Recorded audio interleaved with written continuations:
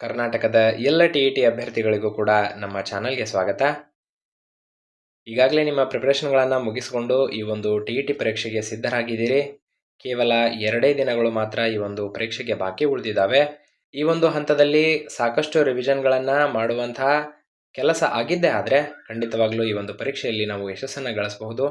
ಓದಿರುವಂತಹ ವಿಷಯವನ್ನು ಪುನರ್ಮನನ ಮಾಡಿಕೊಂಡಷ್ಟು ಅದು ಗಟ್ಟಿಯಾಗುತ್ತೆ. ಆ ಒಂದು ವಿಷಯವನ್ನು ನಾವು ಆ ಒಂದು ಎಕ್ಸಾಮ್ನಲ್ಲಿ ಅಪ್ಲೈ ಮಾಡೋದ್ರಿಂದ ನಮಗೆ ಅಂಕಗಳು ಕೂಡ ಅದೇ ರೀತಿಯಲ್ಲಿ ಬರುತ್ತೆ. ಸೊ ಹೀಗಾಗಿ ನಮ್ಮ ಚಾನಲ್ನಲ್ಲಿ ಈಗಾಗಲೇ ಗಣಿತ ವಿಷಯಕ್ಕೆ ಸಂಬಂಧಿಸಿದಂತಹ ಸಾಕಷ್ಟು ಮಾಹಿತಿಗಳನ್ನು ಅಪ್ಲೋಡ್ ಮಾಡಲಾಗಿದೆ. ಸರಣಿ ವೈಸ್ ವಿಡಿಯೋಸ್ಗಳನ್ನು ಕೂಡ ನಾವು ಮಾಡಿದ್ದೇವೆ. ಚಾಪ್ಟರ್ ವೈಸ್ ವಿಡಿಯೋಸ್ಗಳು ಕೂಡ ನಮ್ಮ ಚಾನಲ್ನಲ್ಲಿ ಈಗಾಗಲೇ ಇದ್ದಾವೆ. ಕೇವಲ ಟಿ ಪರೀಕ್ಷೆ ದೃಷ್ಟಿಯಿಂದ ಅಲ್ಲ, ಅಲ್ಲಿ PSTR ಇರ್ಬೋದು, GPSTR ಇರ್ಬೋದು ಮತ್ತು HSTR ಇರ್ಬೋದು, ಈ ಒಂದು ಪರೀಕ್ಷೆಗಳಲ್ಲಿ ಕೇಳಲಾದಂತಹ ಪ್ರಶ್ನೆಗಳನ್ನು ಮತ್ತು ಕೇಳುವಂತಹ ಪ್ರಶ್ನೆಗಳನ್ನು ಕೂಡ ನಾವು ಸಾಲ್ವ್ ಮಾಡಿದ್ದೀವಿ. ಕಳೆದ ಒಂದು ವಿಡಿಯೋಗಳಲ್ಲಿ ನಾವು ಮ್ಯಾರಥಾನ್ ಕ್ಲಾಸ್ಗಳನ್ನು ಮಾಡ್ತಾ ಇದ್ವಿ. ಈಗ ಮತ್ತೊಂದು ಅದೇ ರೀತಿಯಾದಂತಹ ಮ್ಯಾರಥಾನ್ ಕ್ಲಾಸನ್ನು ಈ ಒಂದು ವಿಡಿಯೋದಲ್ಲಿ ಮಾಡೋಣ. ಸಾಕಷ್ಟು ಪ್ರಶ್ನೆಗಳನ್ನು ನಾನು ಇಲ್ಲಿ ತೆಗೆದುಕೊಂಡು ಬಂದಿದ್ದೀನಿ. ಅದು ಸಂಖ್ಯಾಶಾಸ್ತ್ರದ ಮೇಲೆ ಆಗಿರ್ಬೋದು, ಮತ್ತು ಯಾವುದೋ ಒಂದು ರೇಖಾಗಣಿತದ ಪಾರ್ಟ್ ಆಗಿರ್ಬೋದು, ಬೀಜೋಕ್ತಿ ಆಗಿರ್ಬೋದು, ಎಲ್ಲ ಒಂದು ಪ್ರಶ್ನೆಗಳನ್ನು ಈ ಒಂದು ಸಂಚಿಕೆ ಒಳಗೊಂಡಿರುತ್ತೆ. ಹಾಗಾದರೆ ತಡ ಮಾಡೋದು ಬೇಡ, ಈ ಪ್ರಶ್ನೆಗಳನ್ನು ಬಿಡಿಸುವಂತಹ ವಿಡಿಯೋವನ್ನು ಪ್ರಾರಂಭ ಮಾಡೋಣ. ಇನ್ನೂ ಕೂಡ ನಮ್ಮ ಚಾನಲ್ಗೆ ಸಬ್ಸ್ಕ್ರೈಬ್ ಮಾಡ್ಕೊಳ್ಳೋದೇ ಇದ್ದರೆ ದಯವಿಟ್ಟು ಸಬ್ಸ್ಕ್ರೈಬ್ ಮಾಡ್ಕೊಳ್ಳಿ. ವಿಡಿಯೋ ಇಷ್ಟ ಆದರೆ ದಯವಿಟ್ಟು ಲೈಕ್ ಮಾಡಿ, ಶೇರ್ ಮಾಡಿ ಮತ್ತು ಕಮೆಂಟ್ ಮಾಡಿ ಅಂತ ಹೇಳ್ತಾ ನಮ್ಮ ಮೊಟ್ಟ ಮೊದಲ ಕ್ವಶನ್ ಅಂತ ನಾವು ಸಾಗೋಣ. ಸೊ ಮೊಟ್ಟ ಮೊದಲ ಪ್ರಶ್ನೆ ನಮ್ಮ ಮುಂದೆ ಇದೆ.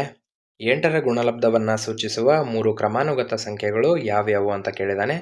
ಗುಣಲಬ್ಧ ಅಂದರೆ ಮಲ್ಟಿಪ್ಲಿಕೇಶನ್, ಇನ್ನು 3 ಕ್ರಮಾನುಗತ ಅಂದರೆ ಸೀರಿಯಲ್ ವೈಸ್ ನಂಬರ್ಸ್. ಓಕೆನಾ? ಸೊ ಹೀಗೆ 8ರ ಸೀರಿಯಲ್ ವೈಸ್ ನಂಬರನ್ನು ಪಡೆಯುವಂಥ ಸಂಖ್ಯೆಗಳು ಯಾವ್ಯಾವುದು ಅಂತ ಕೇಳಿದ್ದಾನೆ 4 ಆಪ್ಷನಲ್ಲಿ. ಈಗ ಫಸ್ಟ್ ನಾವು 8ರ ಮಗ್ಗಿಯನ್ನು ಬರೆಯೋಣ. 8, 16, 24, 32. ಸೊ ಈ ರೀತಿ ಹೋಗ್ತಾ ಇರುತ್ತಲ್ವಾ?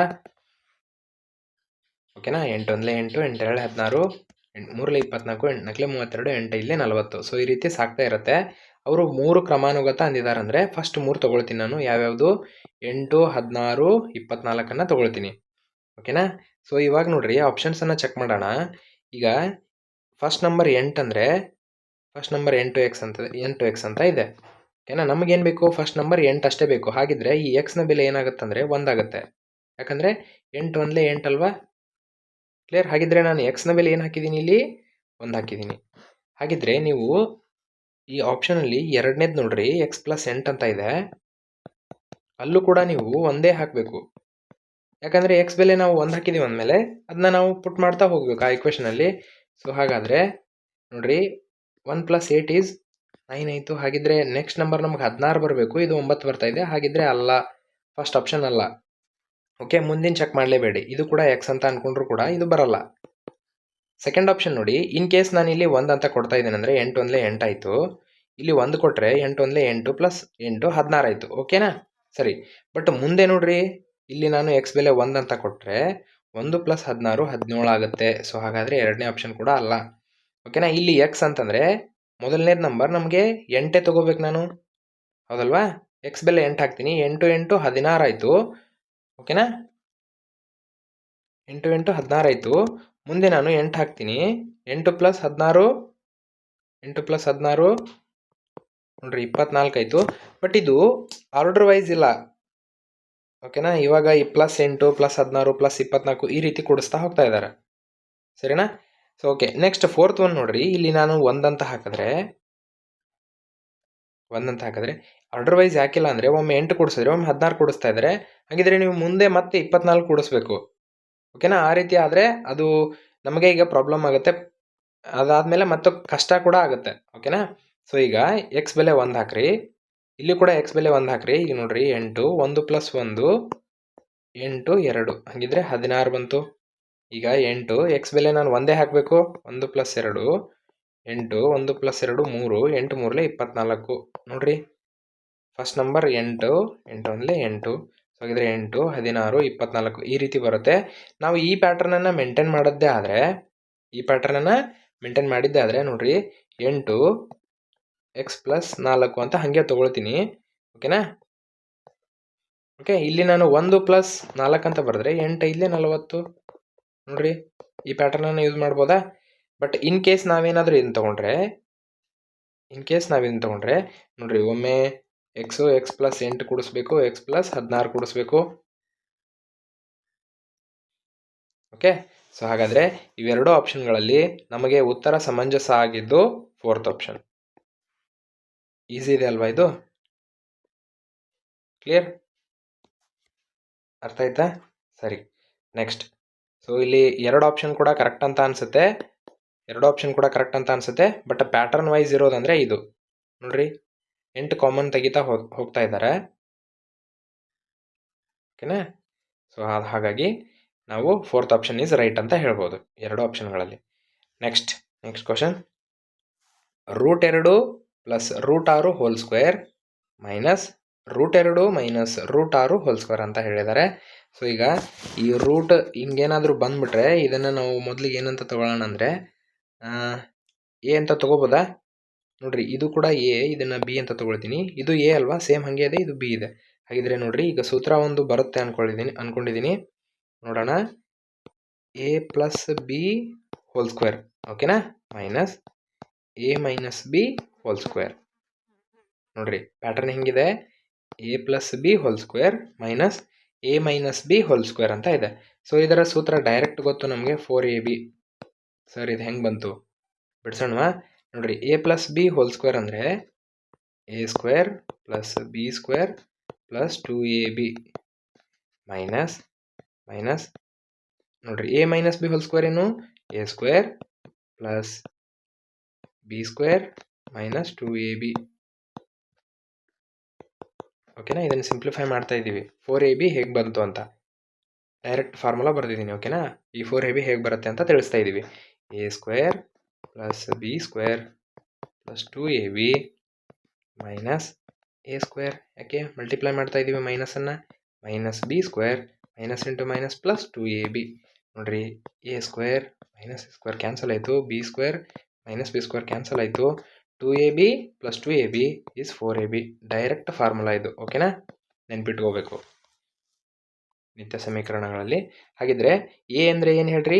ಎ ಅಂದರೆ √2, ಬಿ ಅಂದರೆ ಏನು, √6. ಹಾಗಿದ್ರೆ 4 ಇಂಟು ಎ ಅಂದರೆ √2 ಇಂಟು √6. ಓಕೆನಾ? 4 ಇಂಟು, ನೋಡ್ರಿ, ಹಿಂಗಿದ್ರೆ ನಾವು ಇದನ್ನು ಹೆಂಗೆ ಬರಿತೀವಿ, 2 ಇಂಟು 6 ಅಂತ ಬರಿತೀವಿ. ಘಾತಾಂಕಗಳ ನಿಯಮದ ಪ್ರಕಾರ 4 ಇಂಟು, ನೋಡ್ರಿ, 2 6 12. ಓಕೆನಾ? ಕರೆಕ್ಟ್ ಅಲ್ವಾ? ಸೊ ಇವಾಗ ನಾವು ಮಲ್ಟಿಪ್ಲೈ ಮಾಡೋಣ. ಅಂದರೆ ಈಗ ನೋಡ್ರಿ, 4ಅನ್ನು ಹಂಗೆ ಇಡ್ತೀನಿ. ಈ 12ಅನ್ನು ನಾನು ಏನು ಮಾಡ್ತೀನಿ ಅಂದರೆ 4 3 12 ಅಂತ ಬರ್ಕೊಳ್ತೀನಿ. ಆವಾಗ 4 ಇಂಟು √4 ಇಂಟು √3 ಅಂತ ಆಗುತ್ತೆ. ನೋಡ್ರಿ, √4 ಅಂದರೆ ಬೆಲೆ ಏನು, 2. ಈ √4 ಅಂದರೆ ಬೆಲೆ ಏನು, 2. ಹಾಗಾಗಿ 4 2 8 √3. ನೋಡ್ರಿ, ಆಪ್ಷನಲ್ಲಿ ಇದೆನಾ, fourth option is right. Clear? Understand?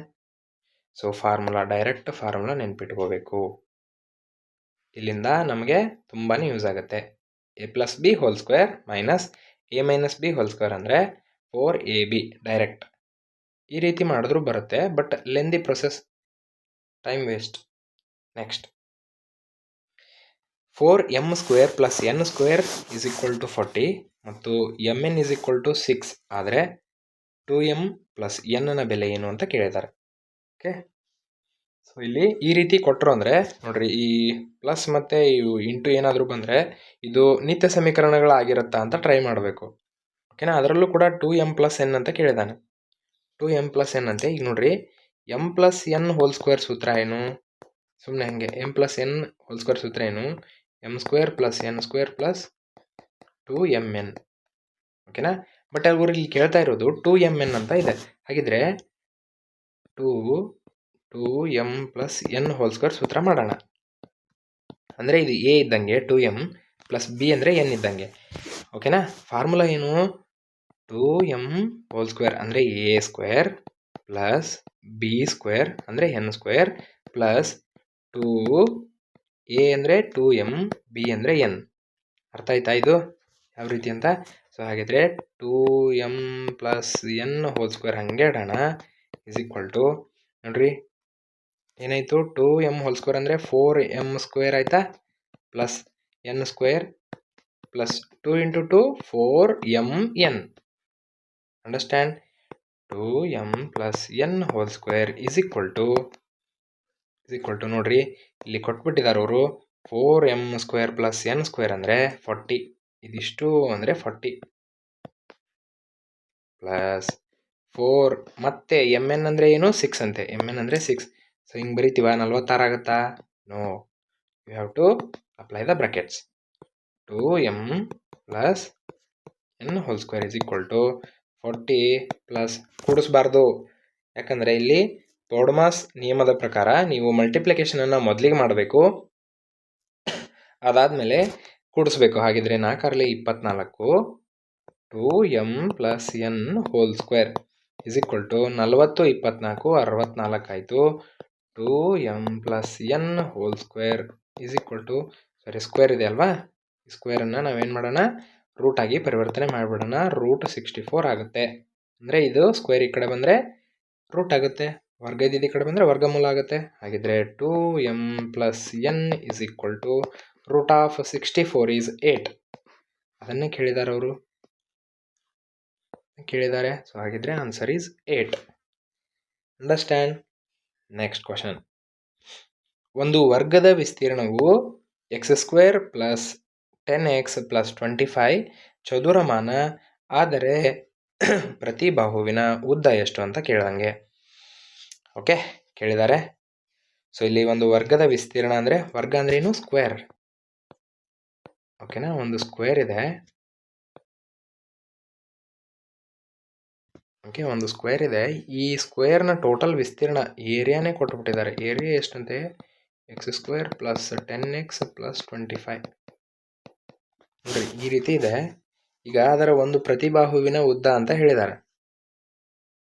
ಓಕೆನಾ, ಅಂದರೆ ಒಂದು ನೀವು ಕಣ್ಣು ಹಿಡಿದ್ಬಿಟ್ರೆ ಎರಡು ಬಂದಂಗೆ, ಅಂದರೆ ಎಲ್ಲ ಬಂದಂಗೆ. ಯಾಕಂದರೆ ಚೌಕದಲ್ಲಿ ಎಲ್ಲ ಬಾಹುಗಳು ಏನಾಗಿರ್ತವೆ, ಸಮನಾಗಿರ್ತವೆ. ಚೌಕದಲ್ಲಿ ಎಲ್ಲ ಬಾಹುಗಳು ಏನಾಗಿರ್ತವೆ, ಸಮನಾಗಿರ್ತವೆ. ಹೌದಲ್ವಾ?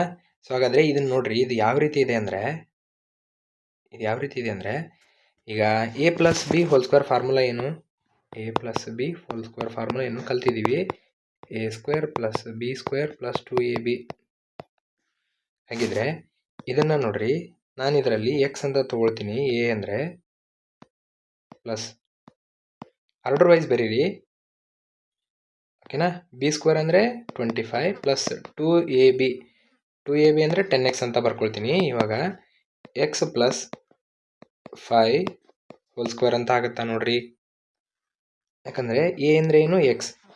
ಎ ಅಂದ್ರೆ ಏನು, ಎಕ್ಸ್. ಎಕ್ಸ್ ಸ್ಕ್ವೇರ್ ಆಯಿತು ಪ್ಲಸ್ ಬಿ ಸ್ಕ್ವೇರ್ ಅಂದರೆ 25 ಪ್ಲಸ್ 2ab ನೋಡ್ರಿ ಬರುತ್ತಲ್ವಾ. X square plus 25 plus 2 into 5 10x ನೋಡ್ರಿ ಬಂತಲ್ವಾ. ಇದು ಮ್ಯಾಚ್ ಆಗ್ತಾ ಇದೆನಾ ಇದಕ್ಕೆ? ಸೊ ಹಾಗಿದ್ರೆ ಇದರ ಒಂದು ಸಿಂಪ್ಲಿಫಿಕೇಶನ್ ಏನು, ಎಕ್ಸ್ ಪ್ಲಸ್ 5 ಹೋಲ್ ಸ್ಕ್ವೇರ್ ಆಯಿತು. ಹಾಗಿದ್ರೆ ಅದರ ವಿಸ್ತೀರ್ಣ ಏನು ಬಂತು ನಮಗೆ, ಎಕ್ಸ್ ಪ್ಲಸ್ 5 ಹೋಲ್ ಸ್ಕ್ವೇರ್ ಬಂತು. ಹಾಗಿದ್ರೆ ವಿಸ್ತೀರ್ಣ ಸೂತ್ರ ಏನು, ಬಾಹು ಇಂಟು ಬಾಹು, ಬಾಬಾ ಅಂತ ಕರಿತೀವಿ. ಹಾಗಿದ್ರೆ ಒಂದು ಬಾಹು ಬೇಕು ಅಂತಂದರೆ, ಇಲ್ಲಿ ನೋಡ್ರಿ, ಬಾಹು square is equal to x plus 5 whole square ಅಂತ ಆಗುತ್ತೆ. ಹಾಗಿದ್ರೆ ಒಂದು ಬಾಹು ಏನು ಹೇಳ್ರಿ, x plus 5. Answer is x plus 5. Understand? ಅಂದರೆ ಈ ಸ್ಕ್ವೇರ್ ಇದ್ದಿದ್ದು ಈ ಕಡೆ ಬಂದರೆ ಸ್ಕ್ವೇರ್ ರೂಟ್ ಅಂತ ಆಗುತ್ತೆ ಅಷ್ಟೇ. Done. Next question, fifth one ನೋಡ್ರಿ. ಫಿಫ್ತ್ ಕ್ವಶನ್,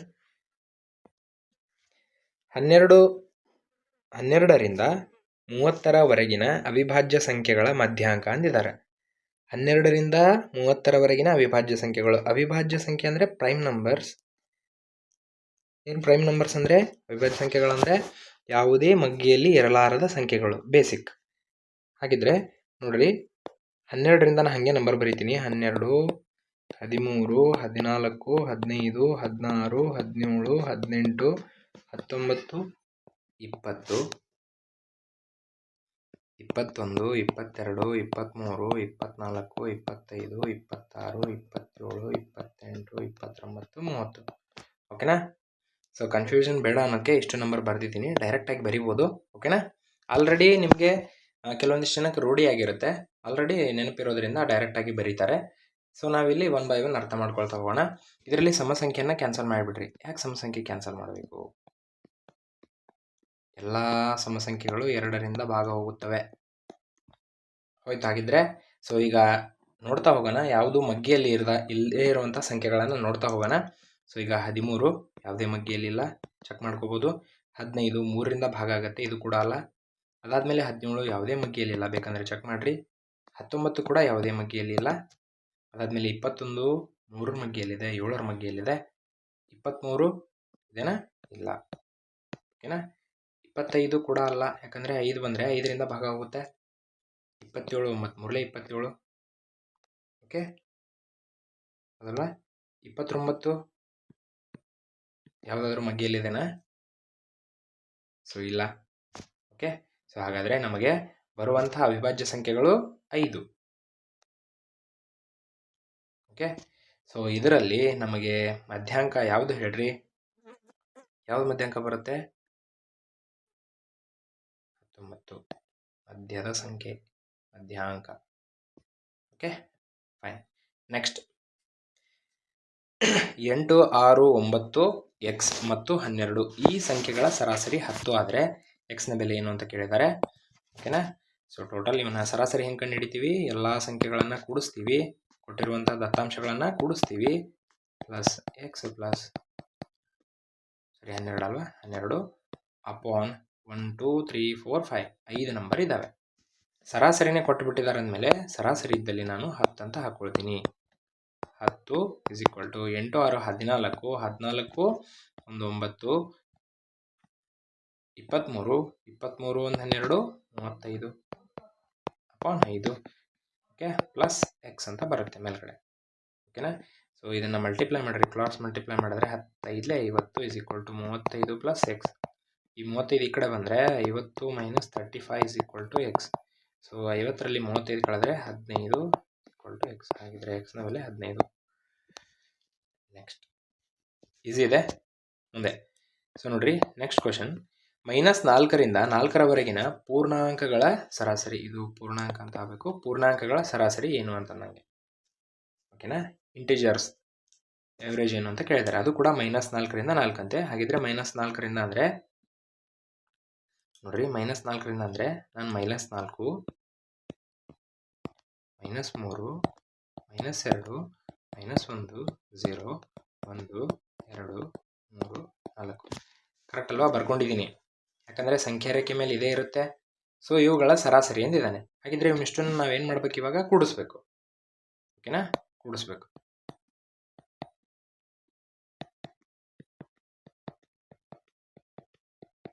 ಅಪಾನ್ ಎಷ್ಟು ಸಂಖ್ಯೆಗಳಿದಾವೆ ನೋಡ್ರಿ?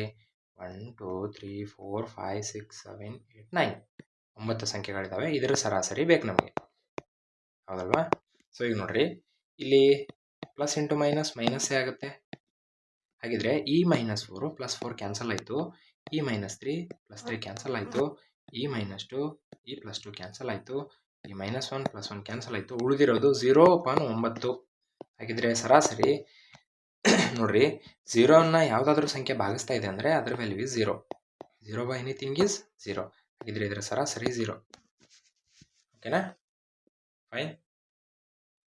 ನೆಕ್ಸ್ಟ್ ಕ್ವಶನ್ ನೋಡ್ರಿ, ವಾರ್ಷಿಕ ಬಡ್ಡಿ ದರ 6% ರಂತೆ 5,000ಕ್ಕೆ 8 ತಿಂಗಳಿಗೆ ದೊರೆಯುವಂತಹ ಸರಳ ಬಡ್ಡಿ ಎಷ್ಟು ಅಂತ ಕೇಳಿದ್ದಾರೆ. ಓಕೆನಾ? ವಾರ್ಷಿಕ ಬಡ್ಡಿ ದರ ಎಷ್ಟು? 6%. ಹಾಗಿದ್ರೆ ರೇಟ್ ಆಫ್ ಇಂಟ್ರೆಸ್ಟ್ ಎಷ್ಟು? 6%. ಓಕೆನಾ? ಇದು ವರ್ಷಕ್ಕೆ. ಓಕೆನಾ? ವರ್ಷಕ್ಕೆ 6%. ಅದಾದಮೇಲೆ 5,000 ಅಂತ ಹೇಳಿದ್ದೇನೆ. 5,000 ಅಂದರೆ ಪ್ರಿನ್ಸಿಪಲ್ ಆಯ್ತು, ನಮಗೆ ಅಮೌಂಟ್ ಅಸಲಾಯಿತು. 5,000 ಆಯಿತು, 5,000 ರೂಪಾಯಿ.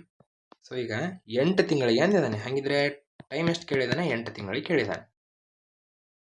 ಕ್ಲಿಯರ್ ಅಲ್ವಾ? ಸೊ ಈಗ 8 ತಿಂಗಳಿಗೆ ಅಂದರೆ ನೋಡ್ರಿ, ಇದು ವರ್ಷಕ್ಕೆ ಪರ್ಸೆಂಟೇಜು. ಬಟ್ ಇಲ್ಲಿ ಅವರು ತಿಂಗಳಿಗೆ ಕೊಟ್ಟಿದ್ದಾರೆ, 8 ತಿಂಗಳಿಗೆ ಕೊಟ್ಟಿದ್ದಾರೆ. ಹಾಗಿದ್ರೆ ಇದನ್ನು ವರ್ಷಕ್ಕೆ ಕನ್ವರ್ಟ್ ಮಾಡೋದು ಹೆಂಗೆ? ಸಿಂಪಲ್. ಈಗ 8 ಅಂದರೆ ವರ್ಷಕ್ಕೆ 12 ತಿಂಗಳು. ಹಾಗಿದ್ರೆ ಇಷ್ಟು ಮಾಡಿದ್ರೆ ನಮಗೆ ತಿಂಗಳಿಗೆ ಬರುತ್ತೆ, ವರ್ಷಕ್ಕೂ ಬರುತ್ತೆ. ಹಾಗಿದ್ರೆ 2 4 8, 2 6 12 ಮತ್ತೆ ಹೋಗುತ್ತೆ 2 2 2 3 ಹಾಗಿದ್ರೆ 2/3 ಬಂತು. ಹಾಗಿದ್ರೆ 2/3 ವರ್ಷಕ್ಕೆ ಎಷ್ಟು ಸರಳ ಬಡ್ಡಿ ಆಗಿದೆ ಅಂತ ಕೇಳಿದ್ದಾನೆ. ತಿಂಗಳನ್ನು ಕೊಟ್ಟಿದ್ದು ವರ್ಷಕ್ಕೆ ಕನ್ವರ್ಟ್ ಮಾಡೋದು ಇದೇ ರೀತಿ. ಓಕೆ, ಈಗ ಫಾರ್ಮುಲಾ ಗೊತ್ತು ನಮಗೆ. ಫಾರ್ಮುಲಾ ಏನು ಸರಳ ಬಡ್ಡಿದು? Simple interest is equal to PTR/100. Okay, simple interest. P ಅಂದರೆ ಏನು?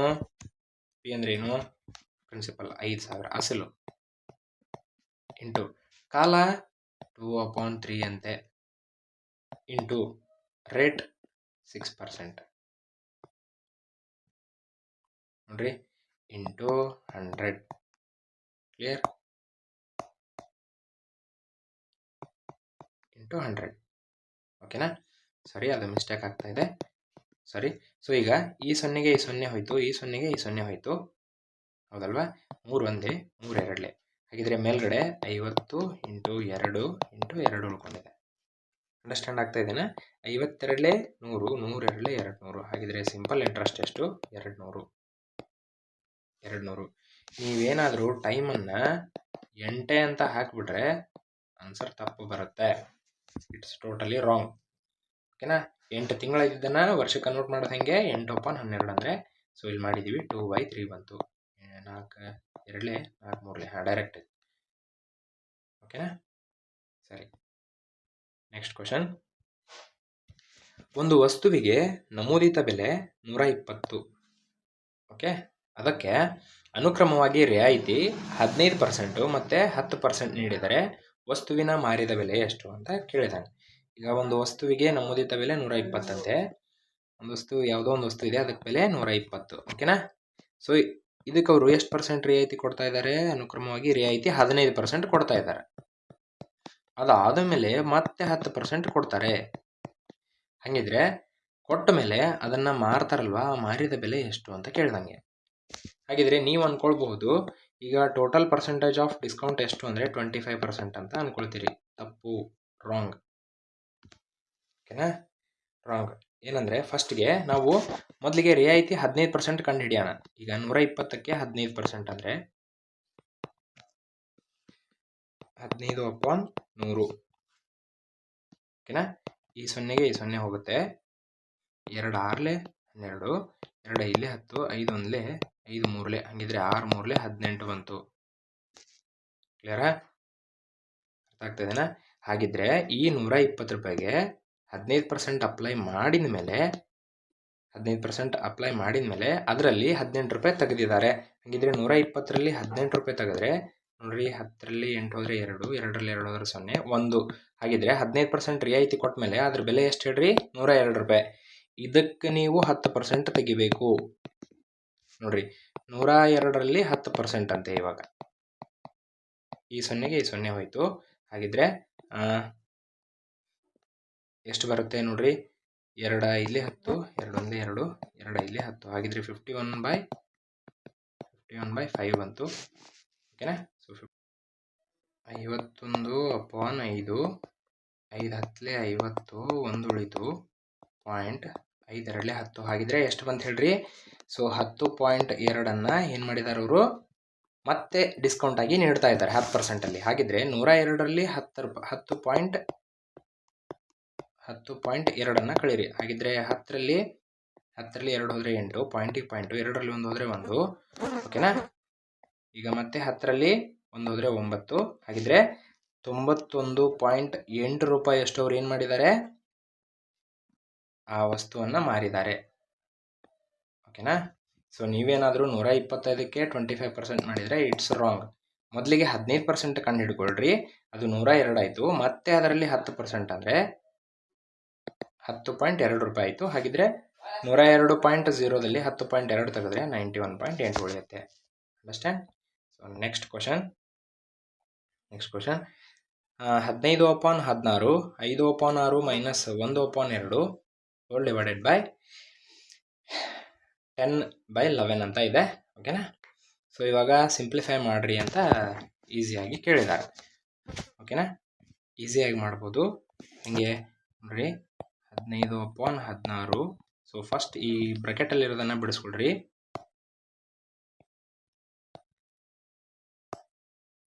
ಬ್ರ್ಯಾಕೆಟಲ್ಲಿರೋದನ್ನು ಬಿಡಿಸ್ಕೊಳ್ರಿ. 6 2 12 ಕರೆಕ್ಟ್ ಅಲ್ವಾ?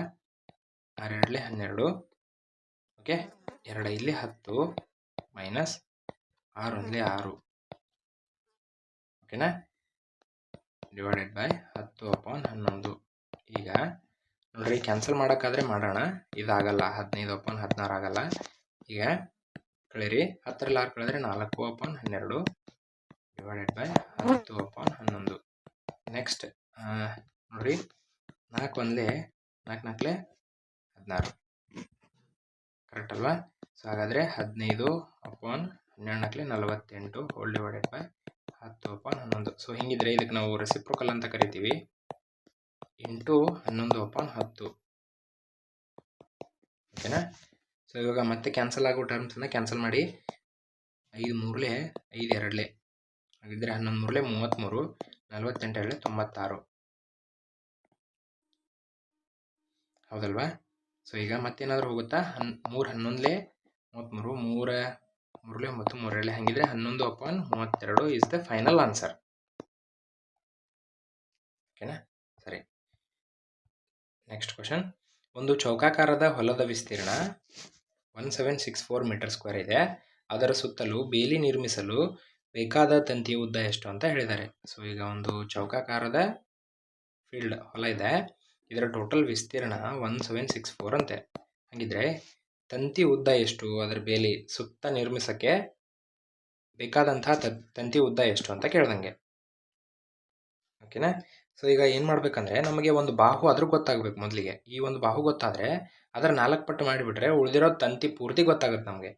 ಇದೊಂದು ಗೊತ್ತಾದರೆ ಸಾಕು, ಇದು ಗೊತ್ತಾಗುತ್ತೆ, ಇದು ಗೊತ್ತಾಗುತ್ತೆ, ಇದು ಗೊತ್ತಾಗುತ್ತೆ. ಯಾಕಂದರೆ ಚೌಕದಲ್ಲಿ ಎಲ್ಲ ಬಾಹುಗಳು ಏನಾಗಿರ್ತವೆ, ಸಮನಾಗಿರೋದ್ರಿಂದ. ಸೊ ನೋಡ್ರಿ, ವಿಸ್ತೀರ್ಣ ಎಷ್ಟಂತೆ? 1764 ಅಂತೆ. ವಿಸ್ತೀರ್ಣ ಸೂತ್ರ ಏನು? ಬಾಹು ಇಂಟು ಬಾಹು ಇಸ್ ಈಕ್ವಲ್ ಟು 1764. ಬಾಹು ಸ್ಕ್ವೇರ್ ಇಸ್ ಈಕ್ವಲ್ ಟು 1764. ಹಾಗಿದ್ರೆ ವರ್ಗದ ಈ ಕಡೆ ಬಂದರೆ ವರ್ಗಮೂಲ ಆಗುತ್ತೆ. ಸೊ ಹಂಗಿದ್ರೆ 1764ನ ವರ್ಗಮೂಲ ಏನು? ಸೊ ಯಾವ ರೀತಿ ಕಂಡುಹಿಡಿತೀವಿ? ಈ ರೀತಿ ಮಾಡೋಣ ಓಕೆನಾ. 2 8 16 ಓಕೆನಾ. ಮತ್ತೆ ಒಂದು ಉಳಿಯಿತು 16 ಐತಿ. 2 8 16 2 2 4 2 4 2 4 2 1 ಓಕೆನಾ. ಸೊ ಈಗ ನೋಡ್ರಿ, ಇದು 3ರಿಂದ ತಗೊಳ್ಳೋಣ. 3 1 3 3 4 12 2 ಉಳಿತು 21 3 7 21. ಹಾಗಿದ್ರೆ ಮತ್ತೆ 3ರಿಂದ ತಗೊಳ್ಳೋಣ. 3 4 12 3 9 27. ನೋಡ್ರಿ 7 7 7 1. ಹಾಗಿದ್ರೆ ಈ ಬಿಬ್ಬರದು ಒಂದು ಗುಂಪು ಮಾಡಬೇಕು ನೀವು 2, ಯಾಕಂದರೆ ವರ್ಗ ಸಂಖ್ಯೆ. ಘನ ಸಂಖ್ಯೆ ಆದರೂ 3 ಜನದ ಒಂದು ಗುಂಪು ಮಾಡ್ತೀವಿ. ತೆಗೆದೆ 7 3 21.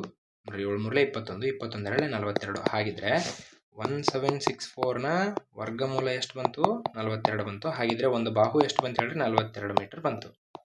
ಸೊ ಇದು ಒಂದು ಸೈಡ್ ತಂತಿ ಆಯಿತು ಉದ್ದ. ಹಾಗಿದ್ರೆ 4 × 42 ಮಾಡ್ಬೇಕು, ಯಾಕಂದರೆ 4 ಇದ್ದಾವೆ. ನೋಡ್ರಿ 4 2 8 4 8 4 4 16 ಅಂದರೆ 168 ಮೀಟರ್ ಬೇಕು ತಂತಿ ಉದ್ದ ಟೋಟಲ್ ಆಗಿ. ಅಂಡರ್ಸ್ಟ್ಯಾಂಡ್? Next question. ಇವುಗಳಲ್ಲಿ 3 ಮತ್ತು 11 ಎರಡರಿಂದಲೂ ಭಾಗವಾಗುವಂತಹ ಸಂಖ್ಯೆ ಯಾವುದಂತ ಕೇಳಿದ್ದಾರೆ. ನೋಡ್ರಿ 3ರಿಂದ ಭಾಗ ಆಗಬೇಕಂದ್ರೆ ಪ್ರತಿಯೊಂದು ಅಂಕಿಗಳನ್ನು ಕೂಡಿಸ್ಬೇಕು. ಆ ಬರುವಂಥ ಮೊತ್ತ 3ರಲ್ಲಿದ್ದರೆ ಖಂಡಿತವಾಗ್ಲೂ 3ರಿಂದ ಭಾಗ ಹೋಗುತ್ತೆ. ಅದು ಭಾಜ್ಯತೆ ನಿಯಮ, ಡಿವಿಸಿಬಿಲಿಟಿ ರೂಲ್. ಹಾಗಿದ್ರೆ 1 + 8 + 3 + 1 + 7 ಮಾಡ್ರಿ. 3ರಿಂದ ಮಾಡ್ತೀವಿ ಫಸ್ಟ್. 1 8 9 9 3 12 12 1 13 13 7 20 20 ಬಂತು, 3ರಿಂದ ಹೋಗಲ್ಲ. ಹಾಗಿದ್ರೆ 11ರಿಂದ ನಾವು ಚೆಕ್ ಮಾಡೋದೇ ಇಲ್ಲ, 2ರಿಂದಲೂ ಹೋಗ್ಬೇಕಂತೆ. ಮುಂದೆ 2 + 1 + 9 + 5 + 0. ನೋಡ್ರಿ ಕೂಡಿಸ್ರಿ. 2 1 3 3 9 12 12 ಇದು 17 17ಕ್ಕೆ 0 ಸೇರಿಸಿದ್ರೆ 17. ಇದು ಕೂಡ ಹೋಗಲ್ಲ. 11ರಿಂದ ಕೂಡ ನಾವು ಚೆಕ್ ಮಾಡಲ್ಲ. ಮುಂದೆ ಇಲ್ಲಿ ಮಾಡಿಬಿಡ್ಲಾ. 2 5 7 7 2 9 9 4 9 4 13 13 8 21. ಓಕೆ, ಇದು 3ರಿಂದ ಹೋಗ್ತಾ ಇದೆ. ಓಕೆನಾ. ಸೊ ಈಗ 11ರಿಂದ ಚೆಕ್ ಮಾಡಿಬಿಡೋಣ. 11ರದ್ದು ಏನು ಹೇಳುತ್ತೆ? ಸೊ ಸಮಸ್ಥಾನದ ಅಂಕಿಗಳಲ್ಲಿ ಬೆಸಸ್ಥಾನದ ಅಂಕಿಗಳ ಮೊತ್ತವನ್ನು ಕಳೆದಾಗ 0 ಬರಬೇಕು, ಆರ್ 11 ಆದರೂ ಬರಬೇಕು. ನೋಡ್ರಿ 2 2 ಇವ್ನು ಕೂಡಿಸ್ರಿ. 4 12 ಆಯಿತು. 5 4 9 ಆಯಿತು. ಹಾಗಿದ್ರೆ ಇವ್ನು ಕಳೆದ್ರೆ ಓಕೆನಾ, ಇವ್ನು ಕಳೆದ್ರೆ 3 ಬಂತು. 3 ಅನ್ನೋದು 11ರಲ್ಲಿ ಇಲ್ಲ, ಅಂದರೆ 11ರಿಂದ ಭಾಗ ಹೋಗಲ್ಲ. ಸಾರಿ, 3ರಿಂದ 11ರಿಂದ ಅಲ್ಲ, ಅಂದರೆ ಈಗ 3 ಬಂದರೆ, ಇದರ ವ್ಯತ್ಯಾಸ 3 ಬಂದರೆ ಅದು 11ರಿಂದ ಭಾಗ ಆಗಲ್ಲ. ವ್ಯತ್ಯಾಸ ಏನು ಬರ್ಬೇಕು ಹೇಳ್ರಿ? 0 ಬರಬೇಕು, ಇಲ್ಲ 11 ಬರಬೇಕು. ಓಕೆ, ನೆಕ್ಸ್ಟ್ ಒನ್ ಮಾಡಿರಿ. ಈಗ 3ರಿಂದ ಮಾಡೋಣ ಮೊದಲಿಗೆ. 2 9 11, 11 13, 13 18 ಬಂತು. ಹಾಗಿದ್ರೆ ಇದು 3ರಿಂದ ಅಂತೂ ಖಂಡಿತವಾಗ್ಲೂ ಹೋಗುತ್ತೆ. ಈಗ 11ರಿಂದ ಹೋಗುತ್ತಾ ಚೆಕ್ ಮಾಡೋಣ. 2 9 2 0 5, 2 2 4 4 5 9. ನೋಡ್ರಿ, 9ಕ್ಕೆ 0 ಸೇರಿಸಿದ್ರೆ 9, 9ರಲ್ಲಿ 9 ಕಳೆದ್ರೆ 0. ಹಾಗಿದ್ರೆ ಇದು ಕೂಡ 11ರಿಂದ ಹೋಗುತ್ತೆ. So 4th option is right. ಗೊತ್ತಾಯ್ತಾ? 11ರ ಭಾಜ್ಯತೆ ನಿಮಗೆ ಗೊತ್ತಿದ್ರೆ ಖಂಡಿತವಾಗ್ಲೂ ಈಸಿಯಾಗಿ ಮಾಡ್ತೀರಿ. ಸರಿ, ಮುಂದಿನ ಪ್ರಶ್ನೆ. 13ರಿಂದ ಭಾಗಿಸಿದಾಗ ಶೇಷ 10 ಉಳಿಯುವಂತೆ 1502 ರಿಂದ ಕಳೆಯಬೇಕಾದಂತಹ ಕನಿಷ್ಠ ಸಂಖ್ಯೆ ಯಾವುದು ಅಂತ ಕೇಳಿದಾನೆ. ಓಕೆ, ಕ್ವಶನನ್ನು ಅಂಡರ್ಸ್ಟ್ಯಾಂಡ್ ಮಾಡ್ಕೊಳ್ಳೋಣ. 13ರಿಂದ ಭಾಗಿಸಿದಾಗ ಶೇಷ 10 ಉಳಿಬೇಕಂತೆ. ಸೊ 13ರಿಂದ ಭಾಗಿಸ್ತಾ ಇದ್ದೀರಿ ಅನ್ಕೊಳ್ರಿ. ಶೇಷ ಎಷ್ಟು ಉಳಿಬೇಕು? 10 ಉಳಿಬೇಕು. ಹಾಗಿದ್ರೆ ಈಗ ಈ 1502ರಲ್ಲಿ ಕಳೆಯಬೇಕಾದಂಥ ಕನಿಷ್ಠ ಸಂಖ್ಯೆ ಯಾವುದು ಅಂತ ಕೇಳಿದಾನೆ. ಓಕೆನಾ? ಸೊ ಈಗ ಇದರಲ್ಲಿ ಕಳೆದ್ರೆ ಈ ಕಳೆದಿದ್ದ ನಂಬರನ್ನು ನಾವು ಇಲ್ಲಿ ಹಚ್ತೀವಿ. ಸೊ ಹಾಗಾದರೆ ಆ ನಂಬರ್ ನಾವು ಭಾಗಿಸ್ತಾ ಹೋದರೆ 10 ಬರಬೇಕು, ನಮಗೆ ಶೇಷ 10 ಉಳಿಬೇಕು. ಹಾಗಿದ್ರೆ ನೋಡ್ರಿ, ಫಸ್ಟ್ ಒನ್ನ ಕಳೀತಾ ಹೋಗ್ತೀನಿ. 1502ರಲ್ಲಿ 10 ಕಳಿತೀನಿ. ಎಷ್ಟು ಬಂತು? 1492 ಬಂತು. ಸೊ ನೋಡ್ರಿ, 1492 ಬಂತು. ಓಕೆನಾ? 13 1 13, ಎಷ್ಟು ಉಳಿತು? 1 ಉಳಿತು. 19 ಆಯಿತು. 13 1 13, ಎಷ್ಟು ಉಳಿತು? 6 ಉಳಿತು. 2 ಇದೆ, ಈ ಕಡೆ ತೊಗೊಂಡು ಬರ್ತೀವಿ. ಹಾಗಿದ್ರೆ 13 ಎಷ್ಟು? 13 4 ಅಲ್ವಾ? 13 1 13, 13 28. ಸರಿ, 13 4 52 ಆಯಿತು. ಹಾಗಿದ್ರೆ ಶೇಷ 10 ಉಳಿತು. Okay, so option 1 is correct. But ಅವರು ಕನಿಷ್ಠ ಸಂಖ್ಯೆ ಅಂತ ಕೇಳಿದ್ದಾರೆ. ನೋಡ್ರಿ, ಈಗ ನೆಕ್ಸ್ಟ್ ನಾವೇನು ಮಾಡ್ತೀವಿ? 1502ರಲ್ಲಿ 7ನ್ನು ಕಳಿತೀವಿ. ಎಷ್ಟು ಬಂತು? 1495 ಬರುತ್ತೆ. ಓಕೆನಾ? 1495 ಬರುತ್ತೆ. ನೋಡ್ರಿ, ಸರಿ, ಭಾಗಿಸ್ತೀವಲ್ವಾ? ಸರಿ, ಭಾಗಿಸ್ತೀವಿ. 13 1 13, 1 ಉಳಿತು. ಸಾರಿ, 19 ಆಯಿತು. ಮತ್ತೆ 13 1 13, ಎಷ್ಟು ಉಳಿತು? 6 ಉಳಿತು. 65 ಆಯಿತು. 13 5 65. ನೋಡ್ರಿ, ಶೇಷ 0 ಉಳಿಯುತ್ತೆ. ಹಾಗಿದ್ರೆ ಶೇಷ 0 ಉಳಿದ್ರೆ ಇದು ಅಲ್ಲ. ಓಕೆನಾ? ಈಗ ನೆಕ್ಸ್ಟ್ 6 ಕಳಿಯೋಣ. ನೋಡ್ರಿ, 1502 -6 ಅಂದರೆ 1496 ಆಗುತ್ತಾ? ಸೊ ಇಲ್ಲಿ ನಾವೇನಾದರೂ 1596 ಮಾಡಿದ್ರೆ, ಈಗ ಇದನ್ನು 6 ಮಾಡ್ತೀನಿ ಅಂದ್ಕೊಳ್ರಿ. ಈ ಲೆಕ್ಕದಲ್ಲಿ ಇದನ್ನು 6 ಮಾಡ್ತೀನಿ ಅಂದರೆ ಇಲ್ಲಿ 1 ಉಳಿಯುತ್ತೆ ಶೇಷ. ನೆಕ್ಸ್ಟ್ ಇದು ಆಗಲ್ಲ. 1502 -3 ಅಂದರೆ 1499 ಬರುತ್ತಾ? ಕರೆಕ್ಟ್ ಅಲ್ವಾ? ಹಾಗಿದ್ರೆ 1499 ಅಂತ ಹಾಕ್ಕೊಳ್ತೀನಿ ಅಂದ್ಕೊಳ್ರಿ. ಇಲ್ಲಿ 9 ಬರುತ್ತೆ. ಹಾಗಿದ್ರೆ ಇಲ್ಲಿ 4 ಉಳಿಯುತ್ತೆ ಶೇಷ. ಹಾಗಿದ್ರೆ 10 ಈಸ್ ದಿ ರೈಟ್ ಆನ್ಸರ್. 14ನೇ ಕ್ವಶನ್ ನೋಡ್ರಿ. Simplified form of 4p + 3q² - 4p - 3q² ಅಂತ ಇದೆ. ಸೊ ಈಗ ಇದು ಯಾವ ರೀತಿ ಇದೆ ಅಂದರೆ, 4p ಅನ್ನೋದನ್ನು a ಅಂತ ತಗೊಳ್ಳೋಣ, ಪ್ಲಸ್ 3q ಅನ್ನೋದನ್ನು b ಅಂತ ತಗೊಳ್ಳೋಣ. a + b² ಆಯಿತು, ಮೈನಸ್ 4p ಅಂದರೆ ಮತ್ತೆ a ಮೈನಸ್ b. ಹಾಂ, ಕರೆಕ್ಟ್. ಸೊ ಈ ರೀತಿ ಆಯಿತು. ಸೊ ಹಿಂಗಂದರೆ ನಾವು ಕಲ್ತಿದ್ದೀವಿ ಡೈರೆಕ್ಟ್ 4ab ಅಂತ ಫಾರ್ಮುಲಾ ಕಲ್ತಿದ್ದೀವಿ. ಸೊ ಇದೇ ವಿಡಿಯೋದಲ್ಲಿ 2ನೇ ಕ್ವಶನ್ ಅಂದ್ಕೊಳ್ತೀನಿ. ಆ 2ನೇ ಕ್ವಶನಲ್ಲಿ ಈ ಫಾರ್ಮುಲಾ ಅಪ್ಲೈ ಆಗಿದೆ. ಓಕೆನಾ? ಸೊ ನೀವು ಇಲ್ಲಿ ಅದನ್ನು ಅಪ್ಲೈ ಮಾಡ್ತಾ ಇದ್ದೀವಿ ಡೈರೆಕ್ಟಾಗಿ. ಯಾವ ರೀತಿ 4ab ಬರುತ್ತೆ ಅನ್ನೋದನ್ನು ಕೂಡ ತಿಳಿಸಿದ್ದೀವಿ, ನೋಡ್ಬೋದು ಅದರಲ್ಲಿ. ಹಾಗಿದ್ರೆ 4 ಇಂಟು a ಅಂದರೆ ಏನು? 4p ಇಂಟು b ಅಂದರೆ ಏನು? 3q. ನೋಡಿರಿ, ಸಂಖ್ಯೆಗಳನ್ನು ಗುಣಿಸ್ರಿ. 4 4 16, 16 3 48 pq. First option is right. Next 15ನೇ ಕ್ವಶನ್ ನೋಡ್ರಿ. ಓಕೆ, ಸೊ ಇಲ್ಲಿ ಘಾತಾಂಕಗಳ ನಿಯಮಗಳ ಬರಬೇಕು. ಸೊ ಈಗ ಯಾವುದಾದ್ರೂ ಒಂದು ಸಂಖ್ಯೆ ಮೇಲೆ ಪವರ್ ಇದೆ ಅಂದರೆ ಅವುಗಳನ್ನು ನಾವು ಗುಣಾಕಾರ ಮಾಡಿಬಿಡ್ತೀವಿ. ಹಾಗಿದ್ರೆ -3/4 2 ಇಂಟು -2 ಇಂಟು 1. ಓಕೆನಾ? -3/4 2 2 4, ಅದು -4 ಆಯಿತು. -4 ಇಂಟು 1 ಅಂದರೆ -4 ಬಂತು. ಹೌದಲ್ವಾ? ಅಂಡರ್ಸ್ಟ್ಯಾಂಡ್ ಆಗ್ತಾ ಇದೆನಾ? ಸೊ ಈಗ ನೋಡ್ರಿ, ಸೊ ಈಗ ಈ ರೀತಿ ಇದೆ ಅಂದರೆ ನಾವು ಯಾವುದಾದ್ರೂ ಸಂಖ್ಯೆ ಮೇಲೆ -1 ಇದೆ ಅಂದರೆ ಅದನ್ನು 1/a ಅಂತ ಬರ್ಕೊಳ್ತೀವಿ. ಹಾಗಿದ್ರೆ ಇದು ಉಲ್ಟಾ ಆಗುತ್ತೆ. ಸೊ ಈಗ ಮೈನಸ್ 4/3 ರೇಸ್ ಟು 4 ಅಂತ ಆಗುತ್ತೆ. ಓಕೆನಾ? ಅಂಡರ್ಸ್ಟ್ಯಾಂಡ್? ಕ್ಲಿಯರ್ ಅಲ್ವಾ? ಸೊ ಈಗ ಮೈನಸ್ ರೇಸ್ ಟು 4 ಅಂದರೆ ಪ್ಲಸ್ ಬರುತ್ತೆ. ಯಾವಾಗಲೂ ನೆನ್ಪಿಡ್ರಿ, ಇದ್ರ ಮೇಲೆ ಮೈನಸ್ ಮೇಲೆ ಅಂದರೆ ಘಾತ 2, 4 ಹಿಂಗಿದ್ರೆ ಸೊ ಇದ್ರದ್ದು ಯಾವಾಗಲೂ ಪ್ಲಸ್ ಅಂತ ಬರುತ್ತೆ. ಉದಾಹರಣೆಗೆ ಈ ಮೈನಸ್ ಇಂಟು ಮೈನಸ್ ಅಂತ ಮಾಡಿದ್ರೆ ಪ್ಲಸ್ ಬರಲ್ವಾ? ಸೊ ಅದೇ ರೀತಿ 4 ಸಲ ನೀವು ಅದನ್ನು ಗುಣಿಸ್ತಾ ಹೋದರೆ ಆನ್ಸರ್ ಪ್ಲಸ್ ಬರೋದ್ರಿಂದ ಪ್ಲಸ್ ಬರುತ್ತೆ. ಈಗ 4ರ ಘಾತ 4 ಅಪಾನ್ 3ರ ಘಾತ 4 ಅಂತ ಇದೆ. Okay, so 4 into 4 into 4 into 4 4 16, 16 64, 64 256 upon 3ರ ಘಾತ 4 ಅಂತೆ, ಅಂದರೆ 3 ಇಂಟು 3 ಇಂಟು 3 ಇಂಟು 3 3 9, 3 27, 27 3 81. ಓಕೆ, ಆಪ್ಷನಲ್ಲಿ ಇದೆ. ಅಂಡರ್ಸ್ಟ್ಯಾಂಡ್ ಆಗ್ತಾ? ಡನ್.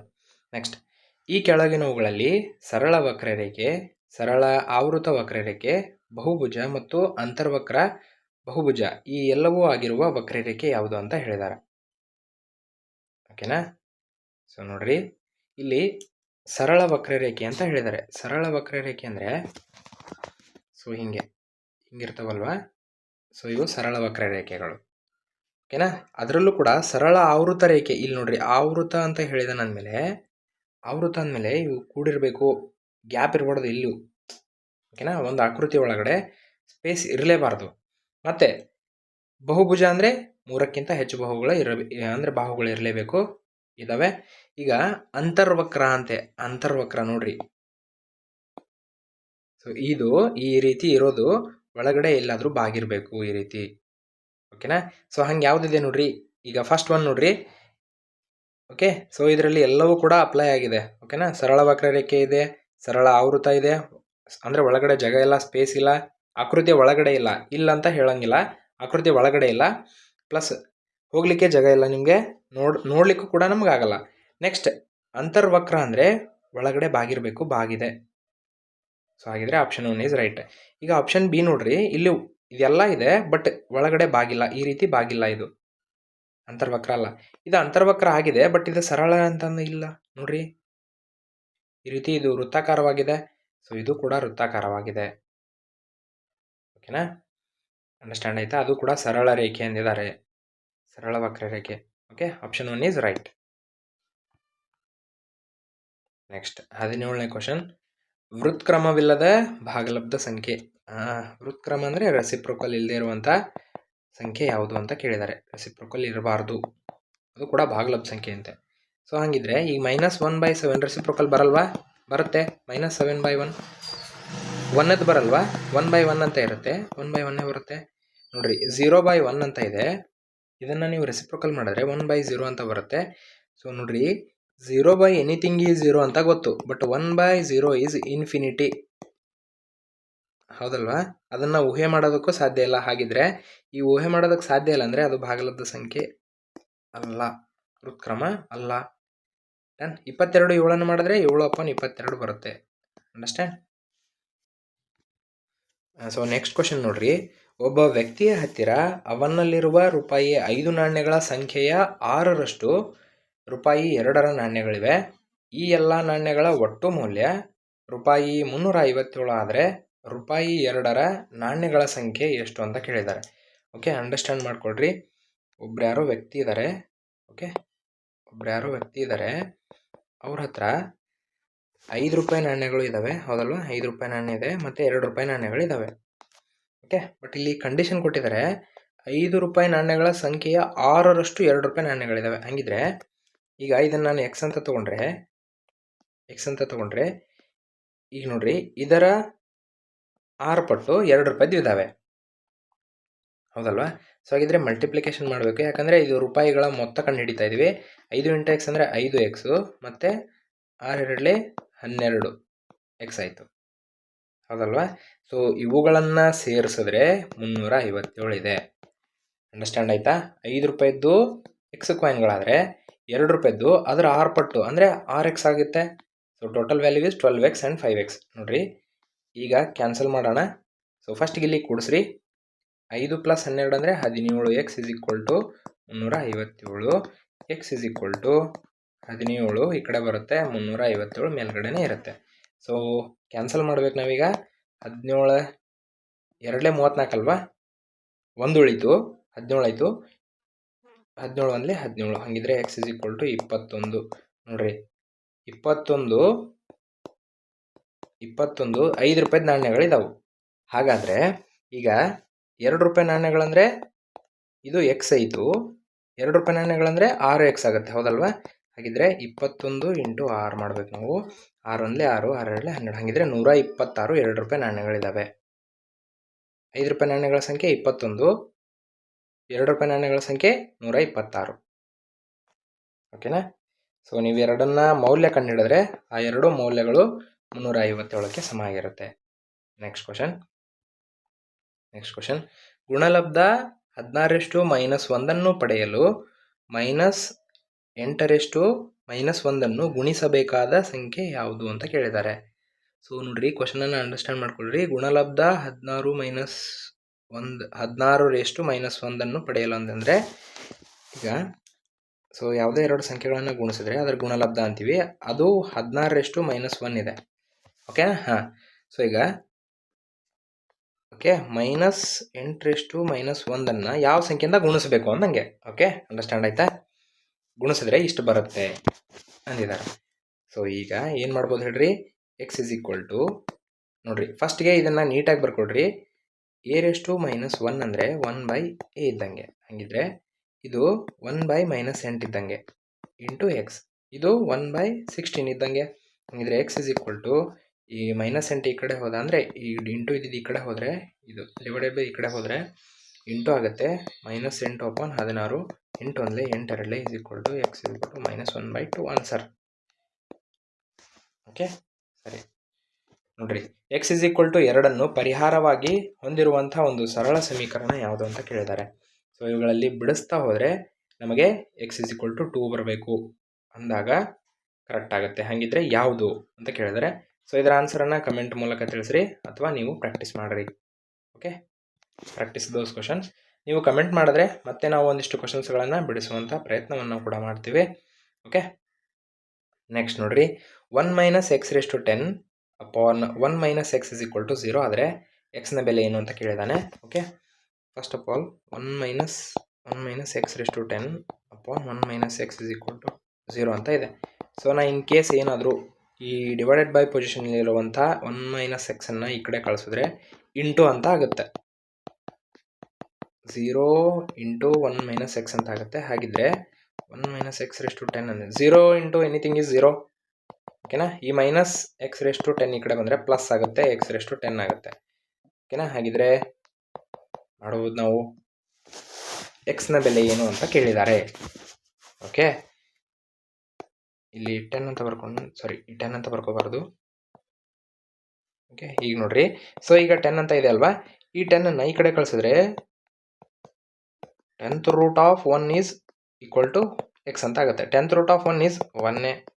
ಸೊ ಹಾಗಿದ್ರೆ X is equal to 1. Okay, ಸರಿ.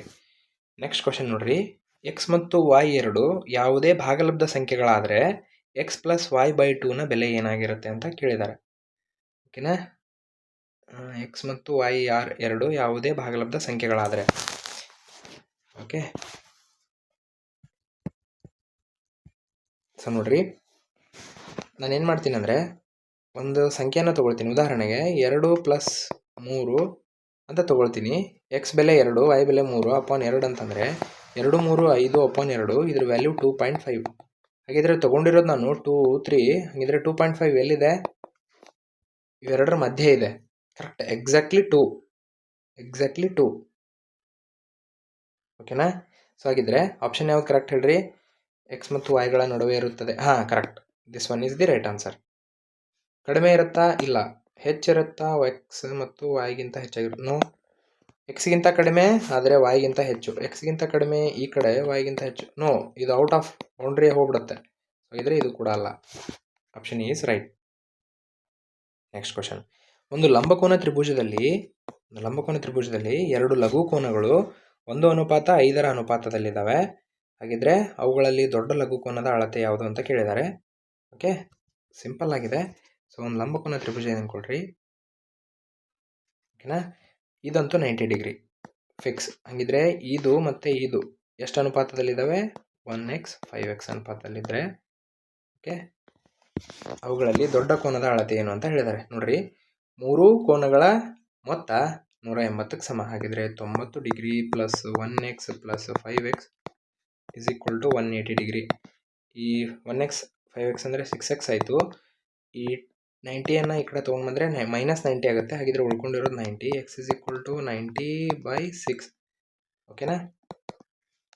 6 ಒಂದೇ 6, 3 ಉಳಿತು, 35, 6 5 ಇಲ್ಲಿ ಅಂದರೆ 15 6 90. ಸೊ ಎಕ್ಸ್ ಬೆಲೆ 15 ಬಂತು. ಇದು 15 ಅಂದರೆ 15 ಇಲ್ಲಿ 75, ಅದು ದೊಡ್ಡ ಕೋನ. Fourth one is right.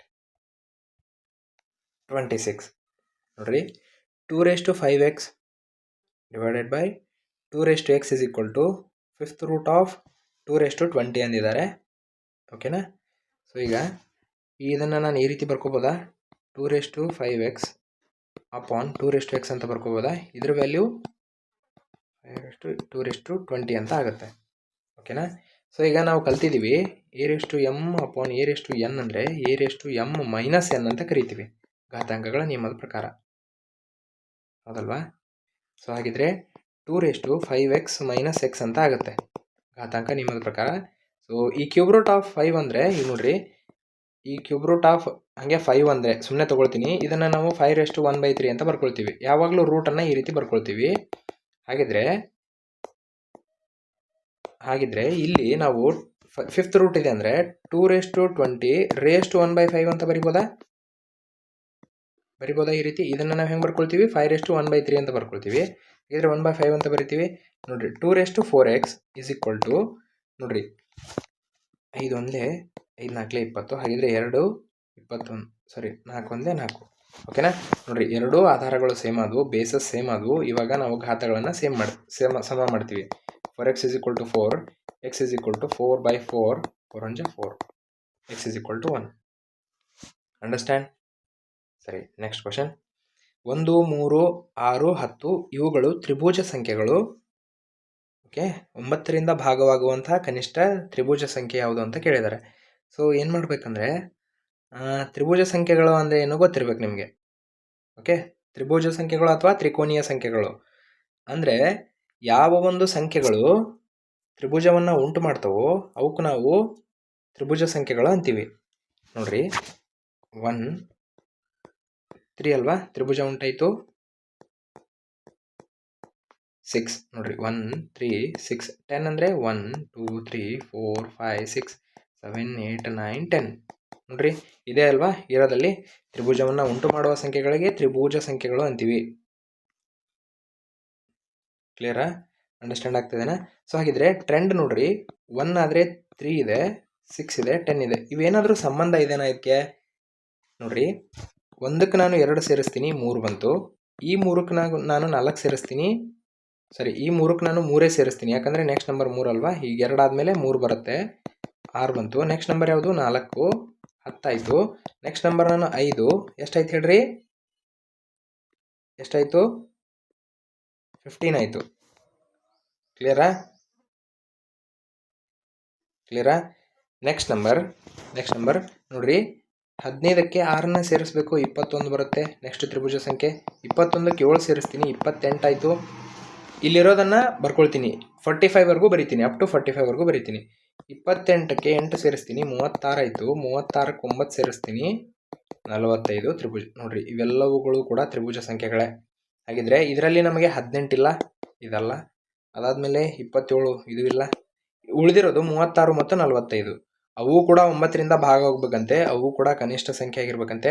9ರಿಂದ ಭಾಗವಾಗುವಂತಹ ಮತ್ತು ತ್ರಿಭುಜ ಸಂಖ್ಯೆ ಆಗಿರುವಂತಹ ಎರಡೂ ಸಂಖ್ಯೆಗಳಲ್ಲಿ ಕನಿಷ್ಠ ಸಂಖ್ಯೆ ಅಂದರೆ 36. So answer is 36. ಗೊತ್ತಾಯ್ತಾ ತ್ರಿಭುಜ ಸಂಖ್ಯೆಗಳಂದರೆ? So next 28. ಒಂದು ನಗರದ 8 ದಿನಗಳ ಉಷ್ಣತೆಯು ಡಿಗ್ರಿ ಸೆಲ್ಸಿಯಸ್ನಲ್ಲಿ 41, 38, 38, 40, 37, 42, 35, 34 ಆಗಿದೆ. ಇವುಗಳ ವ್ಯಾಪ್ತಿ ಮತ್ತು ಮಧ್ಯಾಂಕಗಳು ಯಾವ್ಯಾವು ಅಂತ ಕೇಳಿದ್ದಾರೆ, ಓಕೆ. ಸೊ ವ್ಯಾಪ್ತಿ ಮತ್ತು ಮಧ್ಯಾಂಕ. ಸೊ ಫಸ್ಟ್ಗೆ ನಾವು ಸೀರಿಯಲ್ ವೈಸ್ ಬರ್ಕೊಳ್ಳೋಣ. ಯಾವುದು ಕಡಿಮೆ ನಂಬರ್ ಇದರಲ್ಲಿ? 34. ಅದಕ್ಕಿಂತ ಸ್ವಲ್ಪ ದೊಡ್ಡದು 35. ಅದಾದ ಮೇಲೆ 37 ಇದೆ. 38 2 ಬಾರಿ ಇದೆ ಅಲ್ವಾ? ಅದಾದ ಮೇಲೆ 40, 41, 42, 1 2 3 4 5 6 7 8. ಓಕೆ, 8 ಆದವು. ಸೊ ಈಗ ಮೊದಲಿಗೆ ವ್ಯಾಪ್ತಿ ಎಂದಿದ್ದಾರೆ. ವ್ಯಾಪ್ತಿ ಅಂದರೆ ಸೂತ್ರ ಗೊತ್ತು ನಮಗೆ, ಗರಿಷ್ಠ ಮೌಲ್ಯ ಮೈನಸ್ ಕನಿಷ್ಠ ಮೌಲ್ಯ. ಗರಿಷ್ಠ ಮೌಲ್ಯ ಎಷ್ಟು? 42 ಮೈನಸ್ ಕನಿಷ್ಠ ಮೌಲ್ಯ ಎಷ್ಟು? 34. ಓಕೆ, ಸೊ 8 ಬಂತು. ವ್ಯಾಪ್ತಿ 8 ಬಂತು. ಹಾಗಿದ್ರೆ ಇವೆರಡು ಆಪ್ಷನ್ ಅಲ್ಲ. ಸೊ ಈಗ 38 37 ಮಧ್ಯಾಂಕ ನೋಡ್ರಿ. ಮಧ್ಯಾಂಕ ಅಂದರೆ ಕರೆಕ್ಟ್ ಮಿಡ್ಲ್ ತೊಗೊಳ್ತೀವಿ. ಬಟ್ ಇಲ್ಲಿ ಮಿಡ್ಲಿಗೆ ನೋಡ್ರಿ, ಈ ಕಡೆ 4 ಈ ಕಡೆ 4 ಆಗಿಬಿಡುತ್ತೆ. ಓಕೆನಾ? ಸೊ ಇವೆರಡನ್ನ ನಾವು ಮಾಡ್ತೀವಿ. ಇವೆರಡನ್ನ ಮಾಡಿದ್ರೆ 38 + 38/2 ಅಂದರೆ ನೋಡ್ರಿ 76 ಆಯಿತು. 2 ಅಂದರೆ ಇದನ್ನು ಭಾಗಿಸಿದ್ರೆ 38 ಬರುತ್ತೆ. So 38 is the right answer. Okay, understand ಆಯಿತು ಅಂದ್ಕೊಂಡಿದ್ದೀನಿ. ನೆಕ್ಸ್ಟ್, ಒಂದು ಪರಿಪೂರ್ಣ ವರ್ಗವಾಗಲು 8201ರಿಂದ ಕಳೆಯಬೇಕಾದಂತಹ ಕನಿಷ್ಠ ಸಂಖ್ಯೆ ಯಾವುದು ಅಂದಿದ್ದಾರೆ. ಓಕೆನಾ? ಅಂದರೆ ಒಂದು ವರ್ಗ ಸಂಖ್ಯೆ ಮಾಡಬೇಕಂತೆ, ಇದರಲ್ಲಿ ನಾವು ಕಳಿಬೇಕು, ಅದು ಕೂಡ ಕನಿಷ್ಠ ಸಂಖ್ಯೆನ ಕಳಿಬೇಕಂತೆ. ಸೊ ಈಗ 8200ರಲ್ಲಿ 201 ಕಳೆದ್ರೆ 8000 ಬಂತು. 8000 ಅನ್ನೋದು ವರ್ಗ ಸಂಖ್ಯೆ ಅಲ್ಲ. ಹೆಂಗೆ ಹೇಳ್ತೀವಿ ನೋಡ್ರಿ, 1ರ ವರ್ಗ ಸಂಖ್ಯೆ 1 ಆದರೆ 10ರ ವರ್ಗ ಸಂಖ್ಯೆ 100, 100ರ ವರ್ಗ ಸಂಖ್ಯೆ 10,000. ಸೊ ಹೀಗೆ ಮಾಡಿದಾಗ 20ರ ವರ್ಗ ಸಂಖ್ಯೆ 400 ಆದರೆ 200ರ ವರ್ಗ ಸಂಖ್ಯೆ 40,000 ಆಗುತ್ತೆ. ಸೊ ಹಿಂಗೆ ಮಾಡ್ತೀವಲ್ವಾ? ಸರಿ, 40,000 ಆಗುತ್ತೆ. ಸೊ ಹಿಂಗೆ ಮಾಡ್ತೀವಲ್ವಾ? ಹೀಗೆ ನಾವು 3ರ ವರ್ಗ ಸಂಖ್ಯೆ ಎಷ್ಟು? 3ರ ವರ್ಗ ಸಂಖ್ಯೆ 9 ಆದರೆ 30ರ ವರ್ಗ ಸಂಖ್ಯೆ 900. ಸೊ ಇದು ಯಾವ ರೀತಿ ಮಾಡ್ತಾ ಇದೀವಿ ಅಂತ ತೋರಿಸ್ತಾ ಇದೀವಿ ನಿಮಗೆ. ಓಕೆನಾ? ಈ ರೀತಿ ಮಾಡ್ತೀವಲ್ವಾ? ಅದೇ ರೀತಿ ಈಗ 8000 10ಕ್ಕೆ ಬರುವಂಥ ನಾವು ವರ್ಗ ಸಂಖ್ಯೆ ನೋಡ್ಕೋಬೇಕು, ಅಥವಾ 8000ನೇ ವರ್ಗ ಸಂಖ್ಯೆನಾ ಅಂತ ತಿಳ್ಕೊಬೇಕು. ಓಕೆನಾ? ಸೊ ನೋಡ್ರಿ, 9ರ ವರ್ಗ ಸಂಖ್ಯೆ 81 ಆದರೆ 90ರ ವರ್ಗ ಸಂಖ್ಯೆ 8100. ಸೊ ಇದು 8100 ಆಗಿದ್ರೆ ವರ್ಗ ಸಂಖ್ಯೆ ಕಿತ್ತು. ಹಾಗಾದರೆ ಇದಲ್ಲ, ಅದು ಕೂಡ 201 ಅಂತೆ, ಕನಿಷ್ಠ ಸಂಖ್ಯೆ ಅಲ್ವೇ ಅಲ್ಲ. ಈಗ 101 ತಗೊಳ್ತೀನಿ. 101ನ್ನು ಕಳೆದ್ರೆ 8100 ಉಳಿಯುತ್ತೆ. ಹಾಗಿದ್ರೆ 8100 ಪರ್ಫೆಕ್ಟ್ ವರ್ಗ ಸಂಖ್ಯೆ. ಓಕೆನಾ? ಇದರಲ್ಲಿ ನಾನು 180 ಕಳೆದ್ರೆ 8201ರಲ್ಲಿ 180ನ್ನು ಮೈನಸ್ ಮಾಡ್ತೀನಿ. 1ರಲ್ಲಿ 1, 10ರಲ್ಲಿ 8 ಹೋದರೆ 2, 2ರಲ್ಲಿ 0, 8, 8021 ಬಂತು. ಓಕೆನಾ? ಸೊ 8021 ಕೂಡ ವರ್ಗ ಸಂಖ್ಯೆ ಅಲ್ಲ. ಈಗ ಕೇವಲ 80 ಕಳಿತೀನಿ. 8121 ಅದು ಕೂಡ ವರ್ಗ ಸಂಖ್ಯೆ ಅಲ್ಲ. ಓಕೆ, ಸರಿನಾ? ಹಾಗಾದರೆ 101 is the right answer. Next, ಒಂದು ಬಹುಭುಜಾಕೃತಿಯ ಎಲ್ಲ ಹೊರಕೋನಗಳ ಮೊತ್ತ ಎಷ್ಟು ಅಂತ ಕೇಳಿದ್ದಾರೆ. ಯಾವುದೋ ಒಂದು ಬಹುಭುಜಾಕೃತಿ ಇದೆ ಅಂದ್ಕೊಳ್ರಿ. ಸೊ ಈ ರೀತಿ ಇರುತ್ತೆ ಅಂದ್ಕೊಳ್ರಿ. ಓಕೆ, ಸೊ ಇದರ ಒಂದು ಹೊರಕೋನಗಳ ಮೊತ್ತ ಅಂದರೆ ಇದು ಸೊ ಇವೆಲ್ಲ ಕೂಡಿಸಿದ್ರೆ ಎಷ್ಟಕ್ಕೆ ಸಮನಾಗಿರುತ್ತೆ ಅಂದರೆ 360ಕ್ಕೆ ಸಮನಾಗಿರುತ್ತೆ. ಇದೊಂದು ನೆನ್ಪಿಟ್ಕೊಳ್ರಿ. ಎಲ್ಲ ಹೊರಕೋನಗಳ ಮೊತ್ತ ಒಂದು ಬಹುಭುಜಾಕೃತಿಯಲ್ಲಿ 360ಕ್ಕೆ ಸಮ ಆಗಿರುತ್ತೆ. ಓಕೆನಾ? ಸೊ ಫಿಕ್ಸ್ ಇದು. 8 ಬಂದರೂ ಆಗಿರುತ್ತೆ, 10 ಬಂದರೂ ಆಗಿರುತ್ತೆ, 11 ಬಂದರೂ ಆಗಿರುತ್ತೆ, 100 ಬಂದರೂ ಕೂಡ ಆಗಿರುತ್ತೆ. 100 ಬಹುಭುಜ ಬಂದರೂ ಕೂಡ, ಭುಜಗಳು ಬಂದರೂ ಕೂಡ ಅದರ ಹೊರಕೋನಗಳ ಮೊತ್ತ 360ಕ್ಕೆ ಸಮನಾಗಿರುತ್ತೆ. ಓಕೆ, ಸೊ ನೆಕ್ಸ್ಟ್ 31 ಮತ್ತು 32ನೇ ಕ್ವಶನ್ಗಳನ್ನು ನೀವೇ ಬಿಡಿಸ್ರಿ. ಓಕೆನಾ? ಇವುಗಳ ಆನ್ಸರನ್ನು ಕಮೆಂಟ್ ಮೂಲಕ ತಿಳಿಸ್ರಿ. ನಿಮ್ಮ ಕಮೆಂಟ್ಗೋಸ್ಕರ ಕೂಡ ನಾವು ವೇಟ್ ಮಾಡ್ತಾ ಇರ್ತೀವಿ. ಬೇಕಂದರೆ ಕೆಲವೊಂದಿಷ್ಟು ಹಿಂಟ್ಗಳನ್ನು ಕೊಡೋಣ. ಸೊ ಏನಂದರೆ, ಈಗ 32ನೇ ಕ್ವಶನ್ ನೋಡ್ರಿ, ಒಂದು ಪೂರ್ಣ ವರ್ಗವಾಗಲು ಅಂದರೆ ಇದನ್ನು ನಾವು ಪರ್ಫೆಕ್ಟ್ ಸ್ಕ್ವೇರ್ ಮಾಡಬೇಕಂತೆ. ಸೊ ಹಾಗಿದ್ರೆ 6000ವನ್ನು ನಾವು ಕೊಟ್ಟಿರೋ ನಂಬರ್ಸಿಂದ ಭಾಗಿಸ್ಬೇಕು. ಆವಾಗ ನಮಗೆ ವರ್ಗ ಸಂಖ್ಯೆ ಸಿಗುತ್ತೆ. ಅದು ಕೂಡ ಕನಿಷ್ಠ ವರ್ಗ ಸಂಖ್ಯೆ ಆಗಿರಬೇಕು. ಓಕೆನಾ? ಸೊ ಅಷ್ಟು ಗೊತ್ತಿದ್ರೆ ಖಂಡಿತವಾಗ್ಲೂ ನೀವು ಮಾಡ್ಬೋದು. ಇನ್ನು ನೋಡ್ರಿ, ಎರಡು ಸಂಖ್ಯೆಗಳ ಗುಣಲಬ್ಧ 1575 ಅಂತ ಇದೆ. ಅಂದರೆ ಎಕ್ಸ್ ಮತ್ತು ವಾಯ್ ಅಂತ ತಗೊಳ್ರಿ. ಇವುಗಳ ಗುಣಲಬ್ಧ 1575 ಆಗುತ್ತೆ. ಮತ್ತು ಅವುಗಳ ಭಾಗಲಬ್ಧ ಅಂದರೆ x/y = 9/7 ಆಗುತ್ತೆ. ಸೊ ಹಾಗಾದರೆ ಇವೆರಡೂ ಸಂಖ್ಯೆಗಳು ಯಾವ್ಯಾವು ಅಂತ ಕೇಳ್ತಾ ಇದ್ದಾರೆ. ಸೊ ಇವುಗಳನ್ನು ನೀವು ಯೂಸ್ ಮಾಡಿಕೊಂಡು ಬಿಡಿಸ್ಬೋದು. ಅಂದರೆ ಒಂದರಲ್ಲಿ ಕನ್ವರ್ಟ್ ಮಾಡಿರಿ, ಒಂದರಲ್ಲಿ ಆದೇಶ ಮಾಡಿರಿ, ಖಂಡಿತವಾಗ್ಲೂ ಸಿಗುತ್ತೆ. ಓಕೆನಾ? ಸೊ ಇವತ್ತಿನ ಕ್ಲಾಸ್ನಲ್ಲಿ ಹೇಳಿರುವಂಥ ಎಲ್ಲ ಪ್ರಶ್ನೆಗಳು ಕೂಡ almost similar to our TET exam. ಓಕೆನಾ? ಈ ರೀತಿ ಪ್ರಶ್ನೆಗಳನ್ನು ಖಂಡಿತವಾಗ್ಲೂ ಕೇಳಲಾಗುತ್ತೆ. ಓಕೆ, ಸೊ ಈ ಒಂದು ಪ್ರಶ್ನೆಗಳಲ್ಲಿ ಯಾವುದೇ ಡೌಟ್ಸ್ ಇದ್ದರೂ ಕೂಡ ನಮಗೆ ನೀವು ಕಾಂಟ್ಯಾಕ್ಟ್ ಮಾಡಬಹುದು. ಟೆಲಿಗ್ರಾಮ್ನಲ್ಲಿ ನಮ್ಮ ಈ ಒಂದು ಗ್ರೂಪ್ನಲ್ಲಿ ನೀವು ಖಂಡಿತವಾಗ್ಲೂ ಕೂಡ ಮೆಸೇಜನ್ನು ಹಾಕಿ ಅದರಲ್ಲಿ ಬೇಕಾಗುವಂಥ ಮಾಹಿತಿಯನ್ನು ಪಡೆದುಕೊಳ್ಳ್ರಿ. ಆದಷ್ಟು ಈ ಬಾರಿಯ TET ಪರೀಕ್ಷೆಯನ್ನು ಕ್ಲಿಯರ್ ಮಾಡೋದಕ್ಕೆ ಪ್ರಯತ್ನ ಪಡಿ. ಮುಂದೆ ಸಾಕಷ್ಟು ಅವಕಾಶಗಳು ನಿಮ್ಮ ಕಡೆಗೆ ಬರುತ್ತೆ. ಓಕೆನಾ? ಸೊ ಈ ಒಂದು ತರಗತಿಯಲ್ಲಿ ಈ ಒಂದು ಮ್ಯಾರಥಾನ್ ಕ್ಲಾಸ್ಗಳನ್ನು ಅಂದರೆ ಅದರಲ್ಲಿ ಇರುವಂಥ ಪ್ರಶ್ನೆಗಳನ್ನು ಬಿಡಿಸುವಂಥ ಪ್ರಯತ್ನ ಮಾಡಿದ್ದೇವೆ. ಸೊ ನೀವಿಲ್ಲಿ ನೋಡ್ಬೋದು, ಖಂಡಿತವಾಗ್ಲೂ ಕೂಡ ನಾವು ಈಗಾಗಲೇ ಒಂದು 300ಕ್ಕೂ ಹೆಚ್ಚು ಪ್ರಶ್ನೆಗಳನ್ನು ನಾವು ಬಿಡಿಸಿದ್ದೀವಿ. ಓಕೆನಾ? ಸೊ ಅದರಲ್ಲಿ ತುಂಬಾ ಡಿಫ್ರೆಂಟ್ ಆಗಿರುವಂಥ ಕ್ವಶನ್ಸ್ಗಳು ಕೂಡ ಇದ್ದವು. ಓಕೆ, ಪ್ರತಿಯೊಂದು ಕಾನ್ಸೆಪ್ಟ್ಗೂ ಸಂಬಂಧಿಸಿದಂಥ ಎಲ್ಲ ಕ್ವಶನ್ಸ್ಗಳು ಇದ್ದಾವೆ. ಸೊ ಇದು ಮ್ಯಾರಥಾನ್ ಕ್ಲಾಸ್ನ 4ನೇ ವಿಡಿಯೋ ಅಂತ ನಾವು ಭಾವಿಸ್ತಾ ಇದ್ದೀವಿ. ಓಕೆನಾ? ಈ 4 ವಿಡಿಯೋಸ್ಗಳನ್ನು ನೀವು ನೋಡಿದ್ರೆ ಖಂಡಿತವಾಗ್ಲೂ ನಿಮಗೆ ರಿವಿಷನ್ ಆಗೋದರ ಜೊತೆಗೆ ನಿಮಗೆ ಯಾವುದಾದ್ರೂ ಒಂದು ಕ್ವಶನ್ ಪೇಪರನ್ನು ತೊಗೊಂಡ್ರೆ ಅದರಲ್ಲಿ 100% ನೀವು ಈಗ 30 ಕ್ವಶನ್ಸ್ ಟೋಟಲ್ ಆಗಿ ಗಣಿತಕ್ಕೆ ಇರುತ್ತೆ ಅಂದರೆ ಅದರಲ್ಲಿ 5 ಪೆಡಾಗೋಗಿ ಕ್ವಶನ್ಸ್ ತೆಗೆದ್ರೂ ಕೂಡ ಇನ್ನು 25 ಲೆಕ್ಕ ಪ್ರಶ್ನೆಗಳಲ್ಲಿ ನೀವು ಖಂಡಿತವಾಗ್ಲೂ ಒಂದು 15ಕ್ಕೂ ಹೆಚ್ಚು ಅಂಕ ಗಳಿಸುವಂತಹ ಸಾಮರ್ಥ್ಯ ಈ ಒಂದು ಪ್ರಶ್ನೆಗಳ ಮೇಲೆ ಬಂದೇ ಬರುತ್ತೆ ಅಂತ ಹೇಳ್ತೀವಿ. ಅದರಲ್ಲೂ ಕೂಡ ಜಾಮೆಟ್ರಿ ಪಾರ್ಟ್ ಕಷ್ಟ ಅಂತ ಹೇಳ್ತಾ ಇದ್ರು. ಈ ಜಾಮೆಟ್ರಿ ಪಾರ್ಟನ್ನು ಜಾಸ್ತಿ ಕ್ವಶನ್ಸ್ ಅಂದರೆ ಅದರಲ್ಲಿರುವಂಥ ಜಾಸ್ತಿ ಕ್ವಶನ್ಸನ್ನು ಈ ಒಂದು ಮ್ಯಾರಥಾನ್ ಕ್ಲಾಸ್ನಲ್ಲಿ ಮಾಡಲಾಗಿದೆ. ಹೌದು, ತುಂಬಾ ಒಂದು ಏನಂದರೆ ಜಾಮೆಟ್ರಿ ಕ್ವಶನ್ಸ್ಗಳಿದ್ವು, ಅವುಗಳನ್ನು ನಾವಿಲ್ಲಿ ಸಾಲ್ವ್ ಮಾಡಿದ್ದೀವಿ. ಓಕೆನಾ? ಸೊ ಅವುಗಳು ಯಾವ ರೀತಿ ಬರುತ್ತೆ ಮತ್ತು ಹೇಗೆ ಅವುಗಳನ್ನು ನಾವು ಈಸಿಯಾಗಿ ಬಿಡಿಸ್ಬೇಕು ಅನ್ನುವಂಥ ಕಂಪ್ಲೀಟ್ ಆದಂಥ ಮಾಹಿತಿಯನ್ನು ಕೊಟ್ಟಿದ್ದೇವೆ. ಸೊ ಇದರಲ್ಲಿ ಹೈಯೆಸ್ಟ್ ಮಾರ್ಕ್ಸ್ ಬರುವಂಥ ಚಾಪ್ಟರ್ ಕಡೆಗೆ ನೀವು ಗಮನ ಹರಿಸ್ಬೇಕು. ಆಲ್ಮೋಸ್ಟ್ ನೀವು ಈಗ ಮೆನ್ಸುರೇಷನ್ ಅಂತ ಚಾಪ್ಟರ್ ಇದೆಯಲ್ಲ, ಸೊ ಅದನ್ನು ಗಮನ ಕೊಡಿ. ಯಾಕಂದರೆ ಪ್ರತಿ ವರ್ಷ ಕೂಡ ಅದರಿಂದ 3 ಅಥವಾ 4 ಅಂಕಗಳಿಗೆ ಪ್ರಶ್ನೆಗಳನ್ನು ಕೇಳಲಾಗುತ್ತೆ. ಮೇಲ್ಮೈ ವಿಸ್ತೀರ್ಣ ಮತ್ತು ಘನಫಲ ಅನ್ನುವಂಥ ಚಾಪ್ಟರ್ ಖಂಡಿತವಾಗ್ಲೂ ಅದರಲ್ಲಿ ನೀವು ಸ್ಕೋರ್ ಮಾಡ್ಬೋದು. ಇನ್ನು ಸಂಖ್ಯಾ ಪದ್ಧತಿ, ಓಕೆನಾ? ಸಂಖ್ಯಾ ಪದ್ಧತಿ ಮೇಲೆ ಸಾಕಷ್ಟು ಕ್ವಶನ್ಸ್ಗಳು ಬರ್ತವೆ. ಇನ್ನು ಬೀಜೋಕ್ತಿ ಸಿಂಪ್ಲಿಫಿಕೇಶನ್ ಇರುತ್ತೆ ನೋಡ್ರಿ. ಈಗ ಎಕ್ಸ್ ಬೆಲೆ, ಎಮ್ ಬೆಲೆ, ಎ ಬೆಲೆ, ಓಕೆ, ಈ ರೀತಿ ಕೇಳಲಾಗುತ್ತೆ. ಇವುಗಳನ್ನು ನೀವು ಬಿಡಿಸುವಂಥ ಕೆಲಸ ಮಾಡಬೇಕು. ಇದಕ್ಕೆ ನಮಗೆ ನಿತ್ಯ ಸಮೀಕರಣಗಳು ಬರಬೇಕು. ಓಕೆನಾ? ಆ ನಿತ್ಯ ಸಮೀಕರಣಗಳ ಸೂತ್ರ ಬಂದರೆ ಖಂಡಿತವಾಗ್ಲೂ ನಾವು ಈಸಿಯಾಗಿ ಸ್ಕೋರ್ ಮಾಡಬಹುದು. ಇನ್ನು ಅದರ ಜೊತೆಗೆ ಅಂಕಗಣಿತದ ವಿಭಾಗಕ್ಕೆ ಬಂದರೆ ನಾವಿಲ್ಲಿ ಘಾತಾಂಕಗಳನ್ನು ನೆನ್ಪಿಟ್ಕೋಬೇಕು. ಓಕೆ, ಘಾತಾಂಕಗಳು ಖಂಡಿತವಾಗ್ಲೂ ಹೆಲ್ಪ್ ಆಗೇ ಆಗುತ್ತೆ. ಮತ್ತು ವಿಭಾಜ್ಯತೆಯ ನಿಯಮಗಳು ಅಂತ ಏನು ಕರಿತೀವಿ, ಡಿವಿಸಿಬಿಲಿಟಿ ರೂಲ್ಸ್, ಅವುಗಳನ್ನು ನೀವು ಪ್ರಾಕ್ಟೀಸ್ ಮಾಡಬೇಕು. ಓಕೆ, ನಮಗೆ 1ರಿಂದ 13 ಅಥವಾ 12ರವರೆಗಿನ ಭಾಜ್ಯತೆ ನಿಯಮಗಳನ್ನು ತಿಳ್ಕೊಂಡ್ರೆ ಮುಂದೆ ಯಾವ ರೀತಿ ಬಿಡಿಸ್ಬೇಕಂತ ಗೊತ್ತಾಗುತ್ತೆ. ಅದರ ಜೊತೆಗೆ ನಿಮಗೆ ವರ್ಗ ಸಂಖ್ಯೆಯನ್ನು ನೆನ್ಪಿಟ್ಕೊಳ್ರಿ.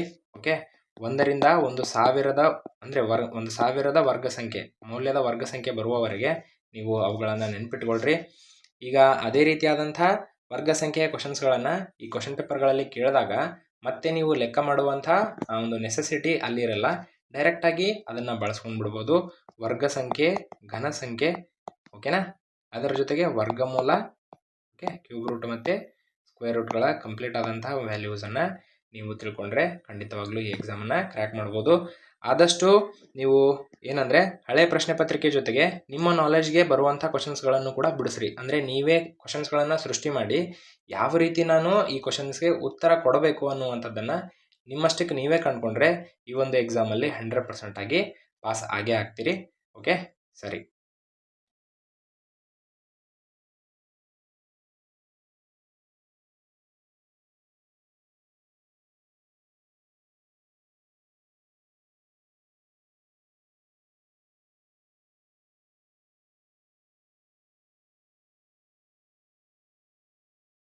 ಅದರಲ್ಲಿ ನಿಮಗೇನಾದರೂ ಪ್ರಶ್ನೆಗಳಿದ್ದರೆ ಅಥವಾ ನಾವು ಹೇಳಿರುವಂಥ ಯಾವುದಾದ್ರೂ ಪ್ರಶ್ನೆಗಳಲ್ಲಿ ನಿಮಗೆ ಸಮಸ್ಯೆಗಳು ಉಂಟಾದರೆ ಅಥವಾ ತಪ್ಪಿದರೆ ದಯವಿಟ್ಟು ನಮಗೆ ತಿಳಿಸಿ.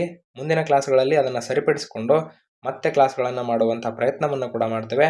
ಸೊ ಇನ್ನೇನು ಕೇವಲ 2 ದಿನಗಳು ಬಾಕಿ ಉಳಿದಿರೋದ್ರಿಂದ ನಿಮ್ಮ ಪ್ರಿಪ್ರೇಷನ್ಗಳನ್ನು ಮತ್ತಷ್ಟು ಬಲಪಡಿಸ್ರಿ.